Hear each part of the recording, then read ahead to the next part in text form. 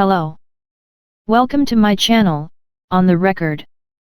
In this lesson, I'm going to teach you the rules and where to use the 8 most important punctuation signs, so that you can write correct English without making mistakes. So if you're ready, let's begin. But before we start, don't forget to hit the like button, subscribe and smash the notification bell to get notified and be the first to watch my new videos. And also don't forget to share and leave a comment below. Punctuation. First, you need to know what's a punctuation mark. Punctuation marks are signs such as period, comma, and question mark used in sentences to make the meaning clear. We're going to start with terminal punctuation. Terminal means the end. So terminal punctuation marks are what we use to end a sentence. There are 3 of these: the period or the full stop, the exclamation mark, and the question mark. So let's look at the period first. This mark is called the period in American English, and full stop in British English. The period or full stop is used to mark the end of a sentence. For example, I teach English. Let me know what time your flight arrives. John bought a car. Let's now turn to the next, called the exclamation mark in British English and exclamation point in the American English. It's used to convey strong emotion or feelings, and it's also used to mark an end of a dramatic statement or sentence. For example, stop. Don't run into the road. If you come to work late tomorrow, you are fired. In the same way, you can express many other feelings, including surprise, fear, joy, pain, amazement, etc., using the exclamation mark. Another place where we can use the exclamation mark is after interjections like, wow! What a beautiful house! Ouch! You just stepped on my feet. Next, let's turn now to the third terminal punctuation symbol, the question mark. It is used to mark the end of a question, so it's very straightforward. If a sentence is a question, then put a question mark at the end of the sentence. For example, what do you do? How are you? Before we move on to the next topic, let's take a quick note on spacing. Notice that there's no spacing between the last letter of the sentence and the terminal punctuation marks. If you put a space there, it's wrong. But when you begin a new sentence, you should leave a space after the terminal mark, and you should start a new sentence with a capital letter. Capital letter are called uppercase letter and small letter are called lowercase letter. Let's move on to the next category, called the pauses. There are 3 marks that falls under this category: the comma, the semicolon, and the colon. Comma. This mark has 4 main uses. The first is used to separate items in a list. For example, we need to buy milk, egg, flour, and sugar for the cake. And if there are only 2 items, don't use a comma. The second use of the comma is to separate words that are not part of the sentence, like unfortunately, frankly, hopefully, sadly, etc.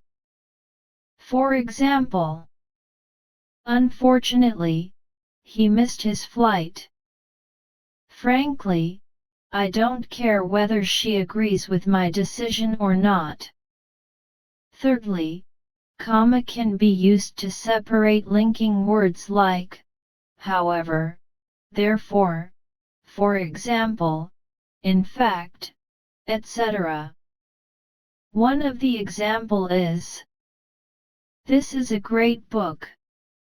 In fact, it is one of the best I have ever read. The fourth use of a comma indicates a natural pause in a sentence. This sentence shows us where a comma can be used to create a natural pause in a sentence. If you study more, your grades might improve. When John gets home from work, he watches TV for an hour. Let's move to the next mark in the category of pauses, which is semicolon. Semicolon is used to combine closely related sentences like, her parents wanted her to be a doctor, however, she had other plans. I went to see a movie with my wife. I thought it was amazing. She thought it was terrible. Now we move on to the last punctuation marks in the category of pauses, which is colon. Colon introduces information after a complete sentence. For example, whenever you drive, you must do the following: wear your seat belt, obey traffic laws, and keep your eyes on the road. Let me make this very clear: if you fail another test, I'm taking away all your video games. Let's move on to the next punctuation mark. The apostrophe. The apostrophe to is used for two purposes. The first use of apostrophe is to mark contraction. The apostrophe is used to indicate that certain letter have been omitted or removed to make a contraction. Contraction is when we combine two words into a single word. For example, I'm a teacher. She's waiting at the bus stop. John doesn't like the idea. They aren't coming to the party. You can only shorten and combine two words at a time and not more than that. Now let's go to the second use of the apostrophe, which is to mark possession. Possession refers to ownership or relationship. For example, have you seen Anita's new car? It is my brother's birthday today. But what do we do when the word already ends with S, like the word Thomas, boss, girls, or years? In singular words like Thomas and boss, it can be written like this or like this.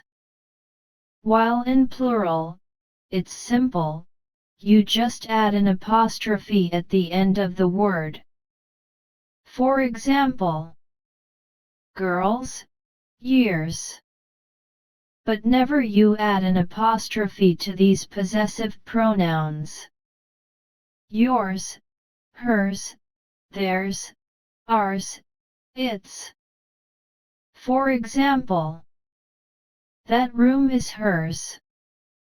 He is a friend of ours.